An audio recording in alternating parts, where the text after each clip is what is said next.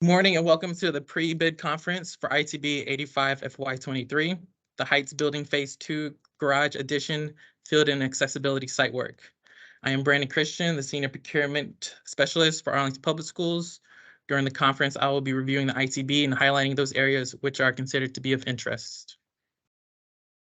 Also representing APS today during the conference are Robin Hodges, the Manager of Facilities and Operation, and will be the APS Project Manager. Teresa Ham-Motley from VMDO may be coming in late. Then we have Pat DiDonato, there you go, from CBR here. Okay, thank you. Right. Following the conference, bidders have the opportunity to visit the Heights building sites. The site visit is scheduled to start immediately after the pre-bid conference. Questions are welcome and will need to be submitted in writing. Questions will be addressed at the end of the conference. The conference is being recorded and a copy will be posted on the current solicitation page of the Procurement Office website. Okay. It needs to be emphasized that it is the responsibility of the bidders to make themselves familiar with the requirements of the project and that the bids are submitted in accordance with the bid documents. Okay. All right, so on the projection screen should be the ITB. This is the cover page, and the first part of the ITB is the invitation. So obviously here we have important dates listed, the code for the ITB, which is 85 FY23, the name of the project, the Heights Building Phase 2, Garage Addition, Field and Accessibility Site Work. Okay. Listed below is the bid closing dates, March 13th, 2023, no later than midnight, and it would be, we still are going by daylight savings time, so that's listed there just for everybody's reference. And then the bid opening date is the following date at 10 a.m.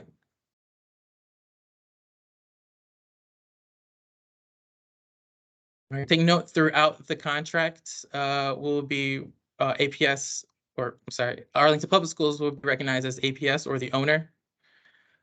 For ITBs, those should be received electronically. No bids shall be received by mail, fax, or in person. Only by the website. There's a provided link for those bids.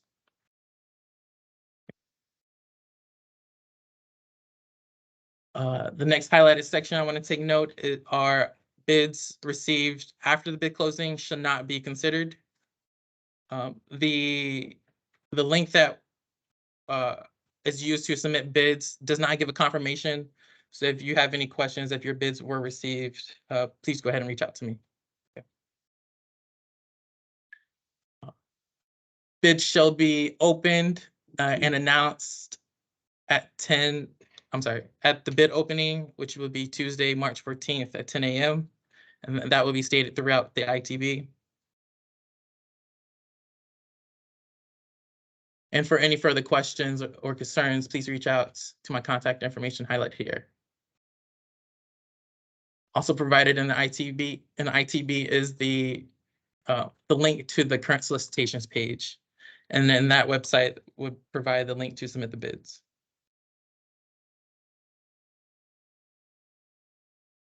The next section highlighted is addressing bid documents for to receive any drawings and specifications for this project. Please reach out to the architect, and information we have highlighted below. Here we go. Teresa Ham-Motley, and has her phone number and her email address as her contact.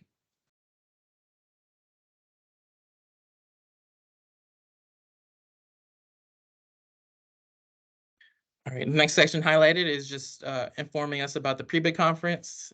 Today is a non-mandatory pre-bid conference and a site visit afterwards. It's not mandatory, but thank you all for being here today. More information on the site visits will be addressed later in this ITB.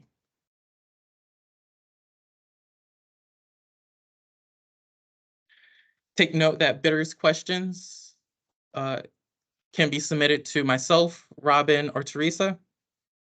We would like those questions by February 20th, no later than 5 p.m.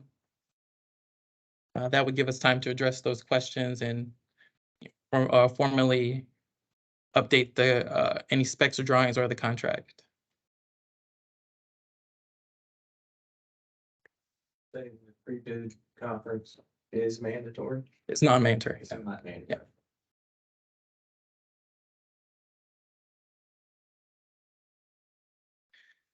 Any questions received will be addressed via an addenda or information item. Just a quick lesson on contracts. Anything that pertains to the changing of the contract or the specs or the drawings will be addressed as an addenda. Anything that is just informative that won't change, just giving information, will be addressed as an information item. It is recognized in the bid form that acknowledgement of the addendas will need to be submitted with your bids.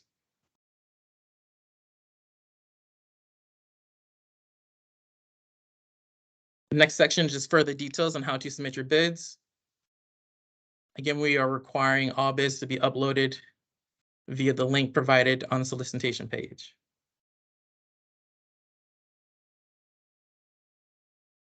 And any bids received after bid closing should not be considered.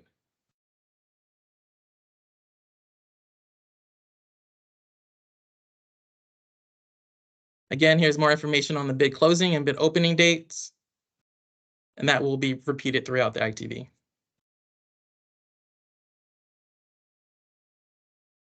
The next highlight section is project description and backgrounds. This is just a light overview of the project. Further information will be provided in the specs and drawings. Robin, at this time, is there anything you'd like to say about the project? Yeah, so we're at the tail end. Besides the information, I'm not going to read it all out. That's the project description that's listed there.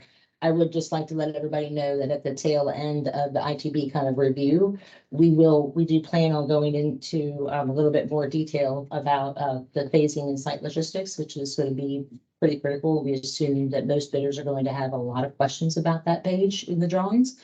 And so just know that at the end of this, we'll have a more detailed show and tell about some of the description things. And then after that, we'll do the sidewalk. So, and I do have some handouts of that sheet as well. You know, it's extremely teeny, but I'll give it to everybody so they can see and have questions and it'll be helpful for the sidewalk. That's it. Yeah, thanks, Rob. And lastly, the last section of the invitation is a description of our negotiation process. Essentially, it describes our selection process. At the bid opening, I will announce the budget.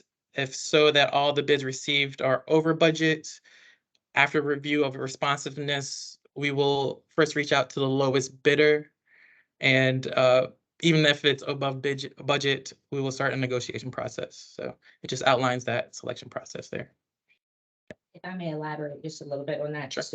just to make it clear that if the bids are over, we have to go through this process. So if we are over our budget, it is a mandatory step for us to go through like a value engineering process, some kind of a negotiation process. So we can show that we put our best, step forward to the school board that we tried to not be over. Just point of clarification. Right. And so be if all the bids are over, we also have the option of just canceling the bid and just starting over at some point. But right, if all the bids are over, then there should be a negotiation process phase if you are the lowest responsive bidder. Yeah. Thank you, Rob. The budget will be available right after the bid date, right? Right, at the bid opening, I'll announce it at the beginning of the meeting. Yeah. All right, the next section of the ITB is instructions to bidders. Just going to go over highlighted sections. Okay, within this ITB, we do have mandatory requirements when submitting the bid form. If those mandatory requirements aren't met, your bid will be deemed non-responsive.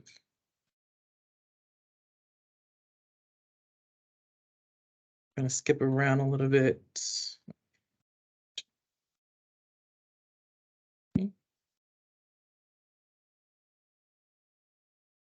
Also in the instructions to bidder, I'm just gonna go over some of the highlighted sections here. We have the process for a contract award.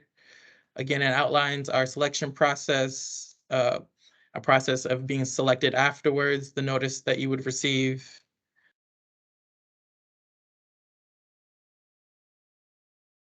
Also is a section for directions to withdraw your bids. And a section that essentially states that we have the right to cancel the ITB if necessary.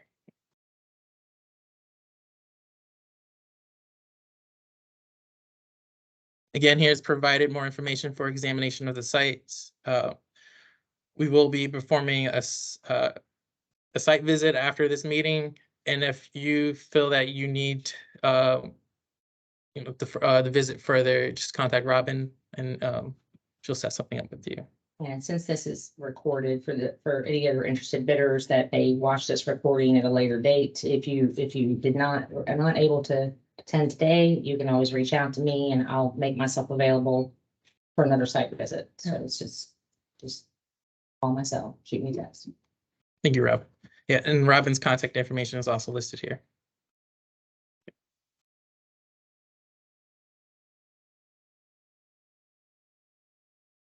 All right, the next highlighted section speaks to the minimum qualifications. We will review that come Appendix A of the bid form.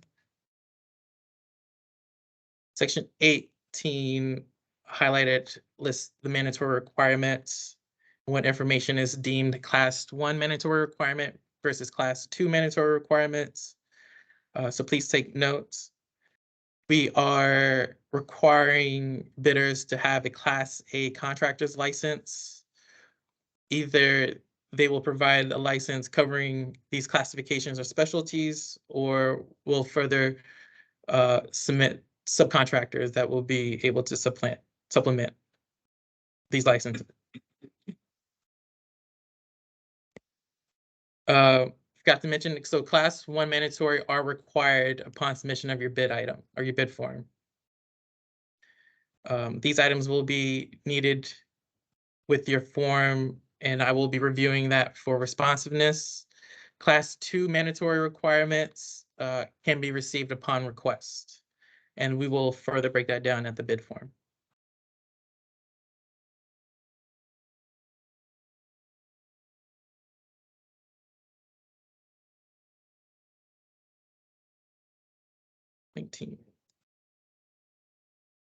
All right, we are at the bid form. This will be submitted as your bid. We are requiring your name at the top. Below are instructions of how to upload into our platform. And that will be provided in the link on this current solicitations page. All right, again, in section 9 of the bid form, we are listing our Class 1 mandatory requirements and our Class 2 mandatory requirements.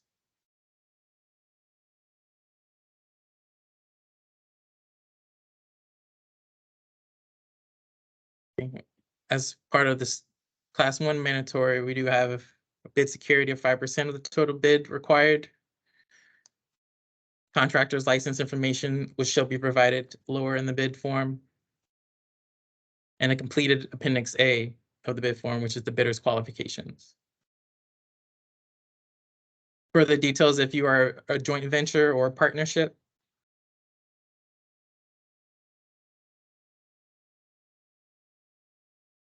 Listed as Class 2 mandatory.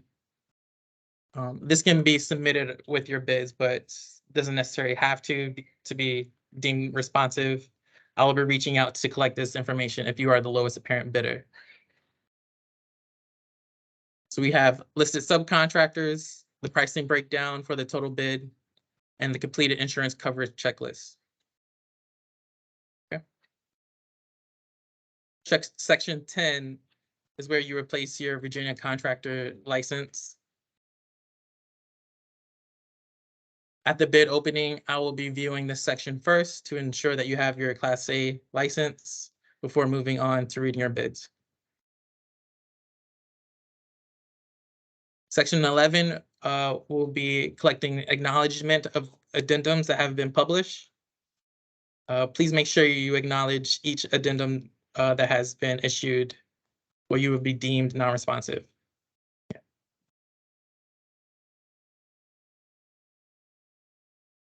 All right, for section 13, we have two parts. Bid item 1, you would be placing your total bid amounts in writing and in figures. And again, we won't be announcing the budget until the bid opening.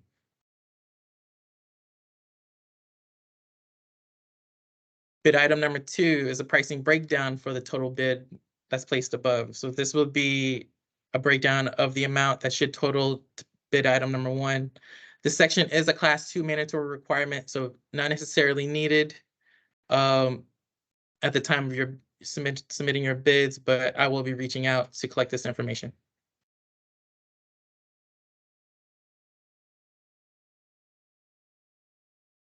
I also want to acknowledge that this project does allow allowances. So please add this amount or these amounts along with your bid item. Maybe bid item 1, which is your bid total.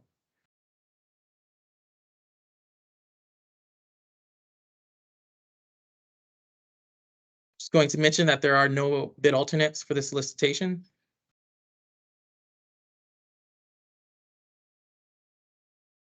Section 14, we're collecting the contact for the administration. So this will be my first contact that I'll be reaching out to for any information. So please address that here. Section 15, we will be collecting your SEC identification number.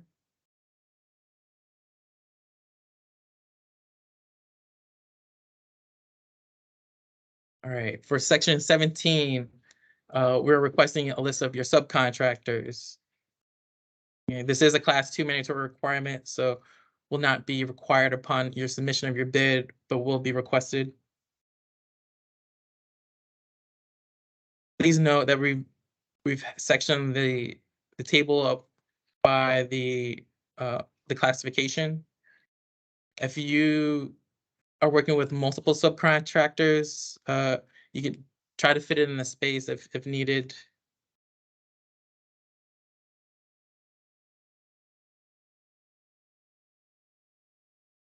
Section 18, we're collecting department status information.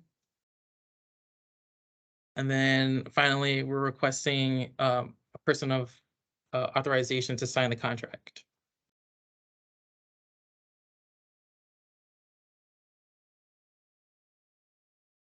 Following the bid form is Appendix A to the bid form.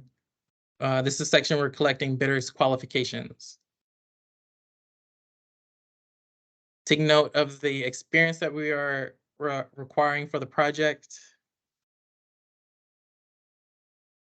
We are looking for experience in construction similar to a garage, structure parking, and renovation in the K-12 schools or equivalent institutional facilities. The bidder must have a minimum of 10 years experience as a Virginia Class A licensed contractor as of the bid closing. The bidder or its subcontractors must have the classification or specialty services designation required to perform the work.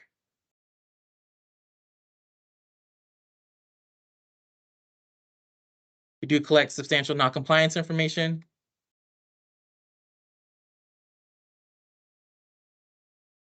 Along with demonstrated performances and relevant projects. So we are looking for 3 projects covering the 5 criteria here, a minimum value of 15 million. And the example project included that consists of multiple individual and distinct projects for the same owner to aggregate for the sake of reaching the minimum amount will not be accepted. These projects must be substantially completed within the past 10 years. At least one project shall include a garage or structure parking. At least one project must be a K-12 school or equivalent institutional facility. And at least one project shall be within a dense setting similar to the project site.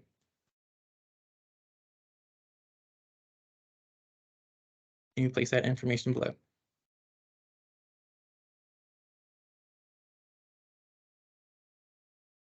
And lastly, as part of the appendix, we are collecting key personnel information for project superintendent and the project manager. Please attach a copy of their resumes along with the bid form.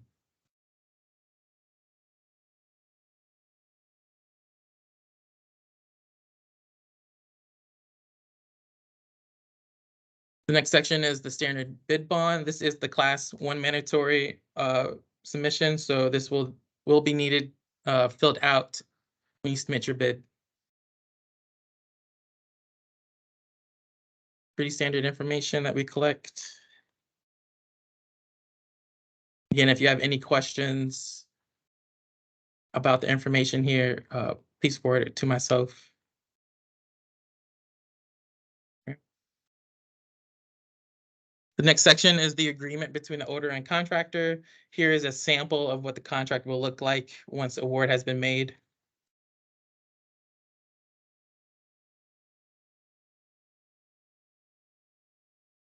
I want to point to the contract period that is listed within the agreement. Please review and again, submit any questions that you may have.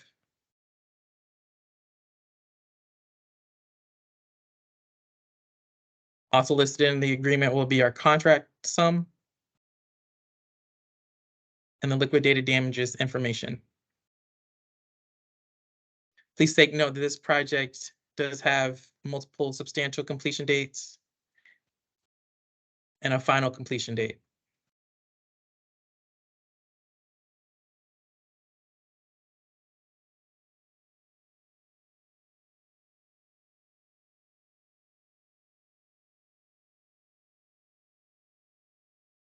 Three. There we go. Next section is the standard labor and materials payment bond. We will be requesting this once award has been made.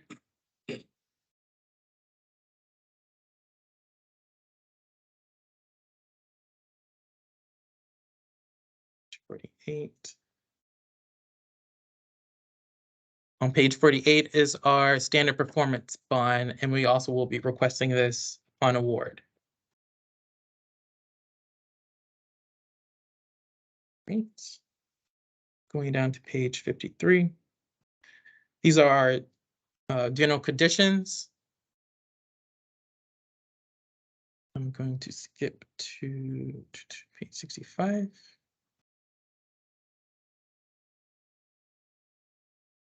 We do collect the contractor's certifications regarding criminal convictions. So if any of your workers come across students, this will need to be signed.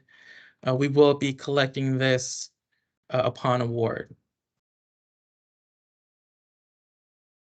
Okay. Now to 103. Yeah, I'm going to skip a lot of the general conditions, but please read through as this would be incorporated in part of a contract. Scrolling. All right. Another important section, though, is I want to point out the insurance section and to note the insurance required for award.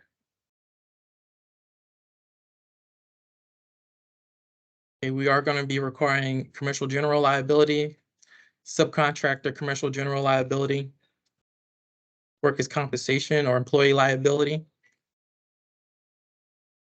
commercial automobile liability, and builder's risk liability. And we do accept use of umbrella liability insurance as coverage.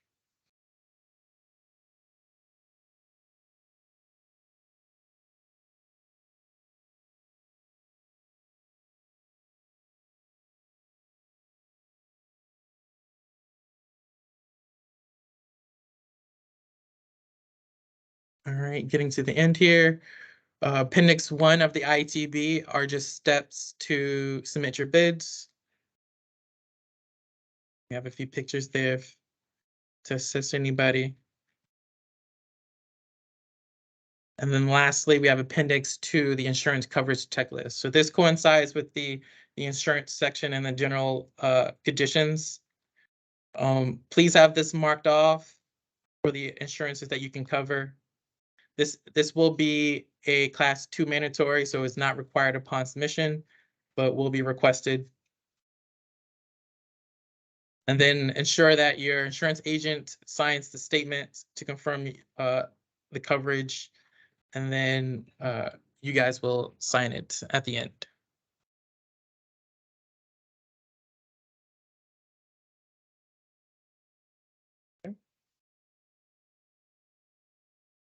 So that's my brief overview of contracts with Arlington Public Schools.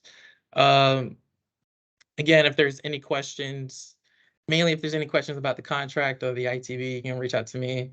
Any questions about the project, you can reach out to Robin or Teresa. Preferably both. Oh, yeah, well, we share the information, but if you forget, but yeah, we'll answer any questions, do any updates to the contract as needed.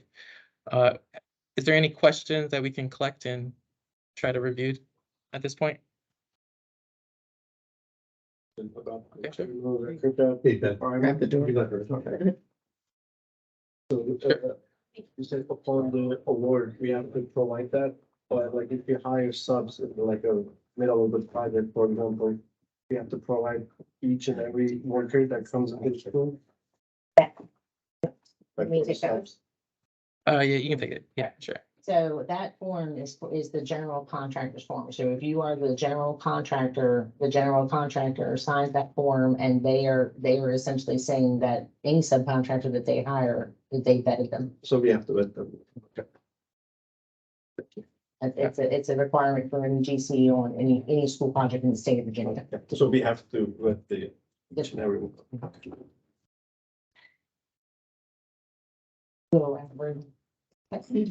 So for the GCs, there'll be listing their subs. Right. And you made it a class 2, not a class 1, meaning that if they use my number, but my portion of the work is only like in a year almost, based on the time frame. Are they, do they have a year to shop around afterwards, or are they, we live together, stuck together? Sure, yeah. So the contract in place is directly between Arlington Public Schools and the general contractor. We do not, whatever the general contractor is, we don't have any clauses in here that say what they have to do themselves via contract. Okay.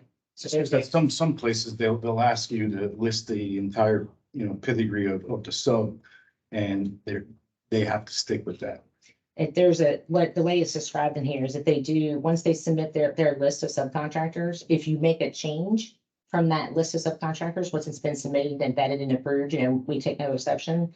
If they make a change to that, it's a request. It's not, hey, the GC doesn't get to come to the table and say, well, hey, we found this, and you have to request a change in that, if that's helpful. So we have to, Well, it helps they us. have to show cause. So you why you do have some protection. Yeah. I mean, you're looking for protection, basically. Well, yeah, and plus, I'm committed to them, and I'm blocking some, time in our schedule and all that, and Absolutely. we're working hard to make them win.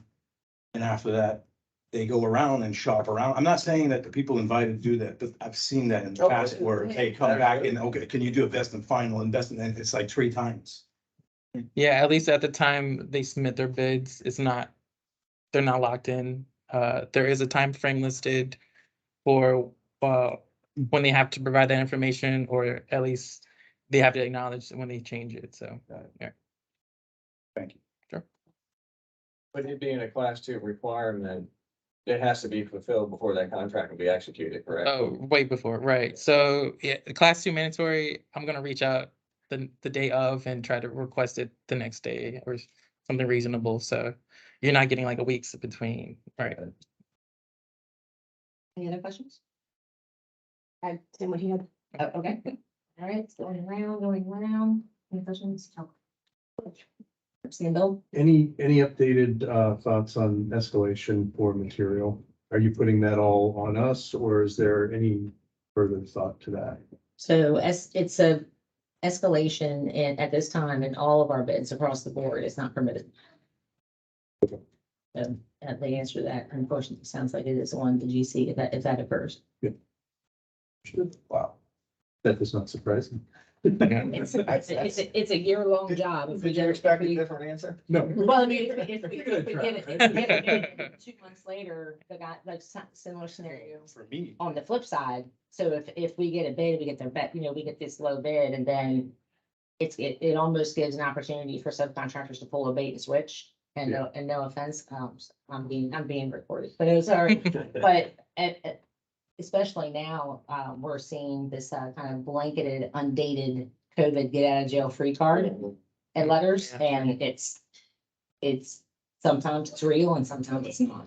And so it's a really volatile market due to the pandemic, and we understand that for both sides. I mean, for our sides and for your side. So, at this time, it's escalation is not, is precluded out of our contract. Right, yeah, so just to point out, just provide your lowest bid, and please provide all the information so you can be deemed responsive. And then if so be it the funds, we will enter a negotiation so phase, so. are you permitting like a sub like me? I don't know where your company would come in, but a sub like me, I'm probably gonna be at the end. The last or one of the last ones to come in. Am I allowed to ask the GC to pay for the materials that have to be ordered to lock in those prices with manufacturing? And after that, store it somewhere? So AP, if that is the option that you'd like to do, just make sure that the storage fees are included in your bid. If that's the way you want to go, has APS front loaded for materials? Absolutely. I mean, as soon as we get stuff reviewed and approved, we'll give deposits. We'll do that all the time. Store materials offsite or whatever is a line item in any SOD. Sure. So. I mean, That's obviously, not uncommon. it has to be insured and. Oh, yeah, no, I Yeah, get that. No, yeah, I've done that. And so- That's and so- fine. But as long as we can put it in production, it's done and it's that way you lock in the. Absolutely. Yeah, absolutely. Not a problem. And then there's a process that describes that even in our contract. So. Good. Any other questions? Thank you. Thank you, everybody. That's the pre-bid conference portion.